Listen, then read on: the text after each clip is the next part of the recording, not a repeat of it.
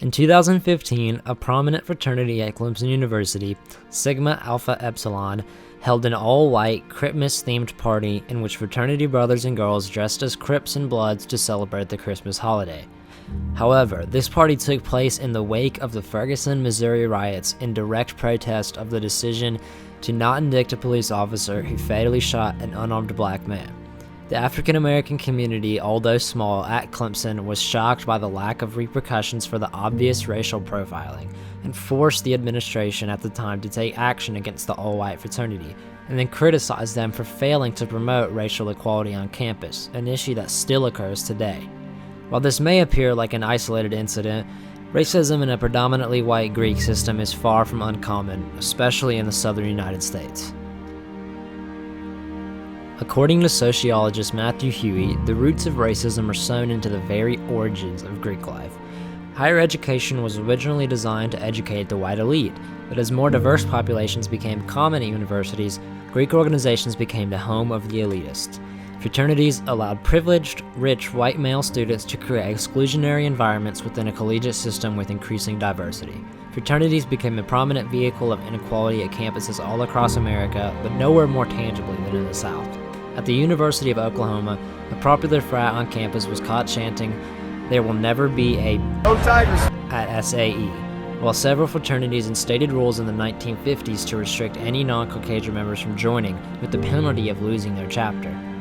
When the first African-American student, Charlene Hunter Gault, enrolled at the University of Georgia in 1961, several fraternities on campus replaced their American flags with Dixie flags and put them at half-staff in protest. Racism is as ingrained in Greek life as hazing, but rarely treated with such severity. The incident at SAE Clemson only illustrates that racism still remains in the Greek life despite any claims otherwise. There is no reason people of color shouldn't be given the same opportunities and treatment as white men in all aspects of life, including Greek life. This is especially relevant to Clemson because of its reputation as a Southern institution with its history of racial tension. Clemson has an infamous reputation for racism in the past, and there is the additional stigma around fraternities' history as predominantly white organizations. In the modern age, it is time for fraternities, especially those in the South, to be more inclusive and less biased when it comes to the inclusion of people of color. As Clemson becomes increasingly prominent nationally, these racial incidents will only do damage to the reputation of Clemson University as a whole, dissuading new potential students from all Clemson has to offer otherwise. Fraternities are tied to their universities, so their actions and mission should align with those of the university. If racist incidents or sexist incidents occur, it is both the fraternity's job to step up and take responsibility for it, and the universities to take proper precautions to not allow or encourage hatred, prejudice, or intolerance amongst the student body.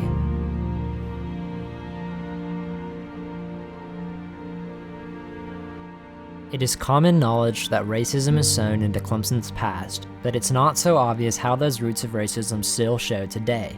Even though the school preaches utmost diversity and importance, there are still huge incidents of racism within Greek life that the university is not acknowledging, and the students of Clemson deserve to know about it. They also deserve to know about the bias and racism that affects some of the Greek organizations at Clemson today, the history of these organizations, and what they truly stand for after peeling back a thick layer of football-crazed wrapping paper from the corpses of some of these fraternities.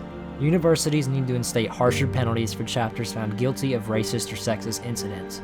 In knowing this information, the student body could potentially make an impact by being more inclusive and accepting of minorities, the LGBTQ community, transfer students, and others often overlooked, and work together as one to push racism, bigotry, and pride out of Greek life as well as Clemson for good.